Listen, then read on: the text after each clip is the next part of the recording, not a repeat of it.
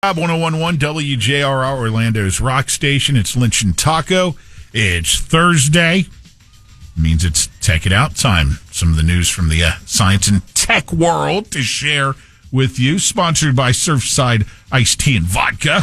Big party this Saturday night. Normally I'm doing these Sunday fun days with Surfside Iced Tea and Vodka. This week, since it's Father's Day, we said, let's do a party the night before. Wojo's in St. Cloud. I'm going to be out there 6 to 8. Again, St. Cloud coming to see you 6 to 8 at Wojo's this Saturday. And we're having concert tickets for all the big shows. Like every 15 minutes, we're going to have cornhole, beer pong. We're going old school. Dads, moms, everybody's welcome, even though it's Father's Day weekend. Apple's 2025 Worldwide Developers Conference is underway and continues today and tomorrow. It's being held at Apple Park in Cupertino, California, and runs through tomorrow. You can check out the live stream on YouTube, Apple's website, and the Apple app if you're an Apple fanboy or fangirl and really want to see what's cooking under the hood, develop-wise, from Apple. Nerdfest. A couple more days of that. Nintendo was expecting that the new Switch 2 would be just as successful as the original, but it's already become the fastest-selling game console of all time after the huge launch last week. It has sold more than 3.5 million Switch 2 units in just the first 4 days, surpassing records for any of Nintendo's hardware within the same launch period.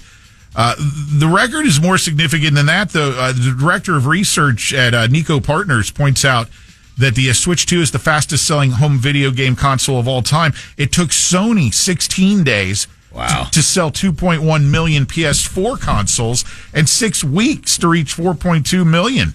The Switch 2 has also comfortably beaten the PS5 launch, which debuted during the pandemic and associated chip supply constraints. It took 7 weeks for Sony to sell through 4.4 million PS5 units. So the Switch 2 is just... The people are in there. We've had a bunch of listeners reach out about it. Monkey see, monkey do. On that note, Microsoft is finally going to go ahead and jump into the handheld gaming console world. You would have to think, hey, look what's going on with Nintendo and Switch 2. Let's get a piece of that pie. So Xbox has announced the Ally and Ally X for the upcoming holiday season. The new handheld comes through a collaboration with Asus and Republica Games and will allow players to enjoy Xbox games from their couch or on the road. Not an official launch date yet, no specs, no price points, but those are coming soon, as they say this will be launched for Xbox in time for the holiday season. I think we need to go old school, Pat. This is out of left field, but that's how I roll. When you said a collaboration, I'm done with that. I think that we say a partnership. We're going back. We're dialing it back. Oh, you want to remove collab from? That was already removed, I thought, but I've heard it 2 days in a row, and it's it's not really floating. Partnership, you good with it? I'm fine. I'm fine.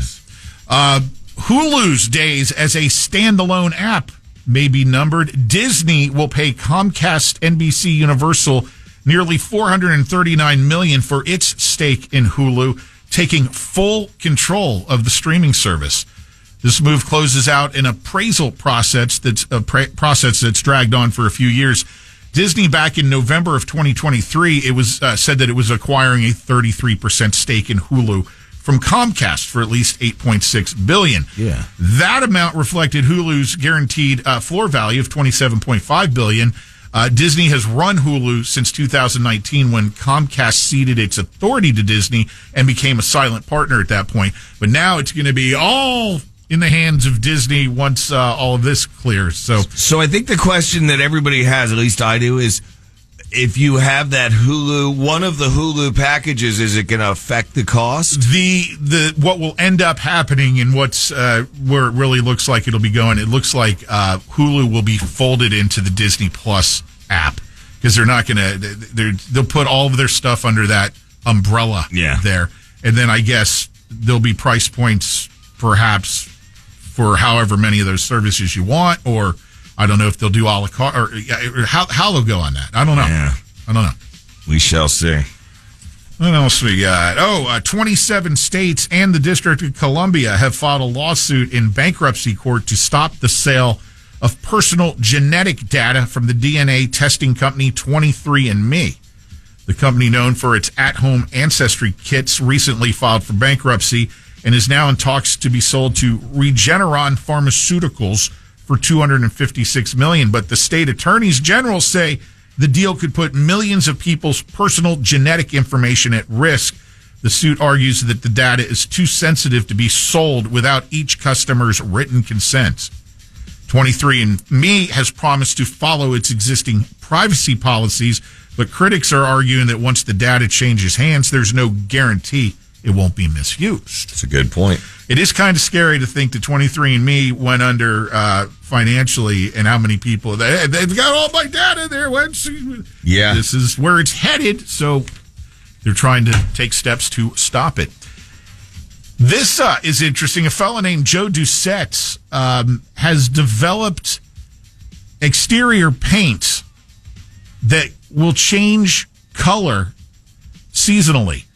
It would be quite effective in places where temperatures have a wide range, colder in the winter months, hotter in the summertime.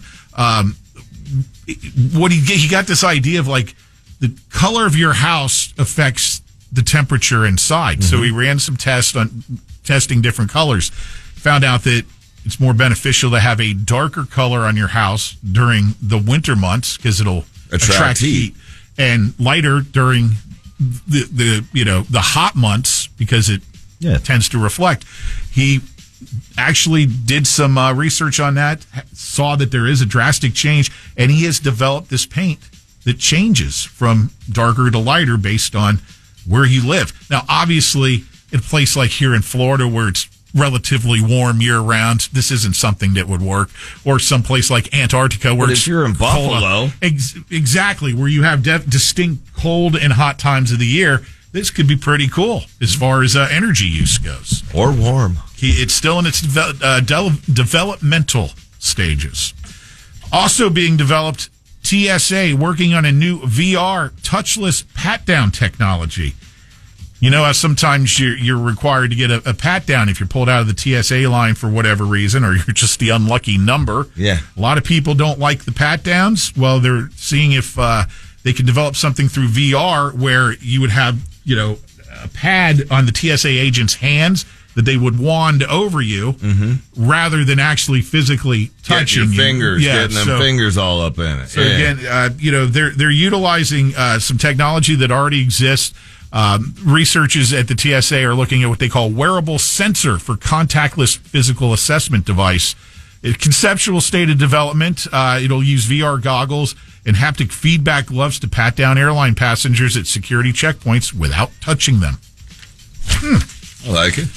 And the state of Washington has become the second state to enact a law placing speed limiting technology in the cars of drivers with reckless driving records.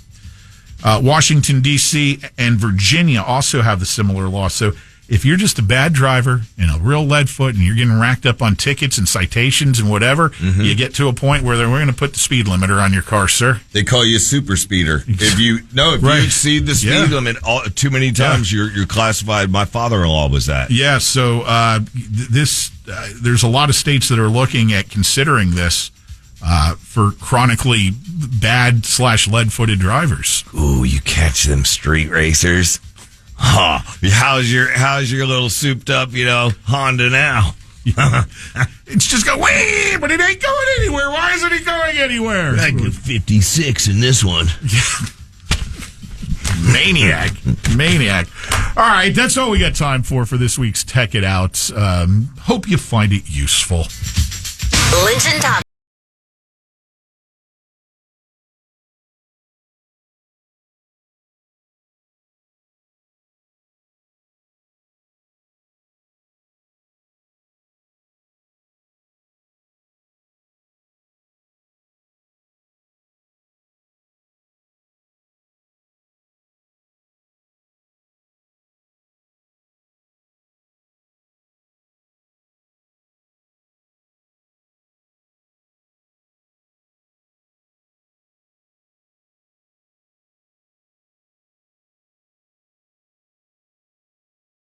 Go on demand. Download the iHeartRadio app.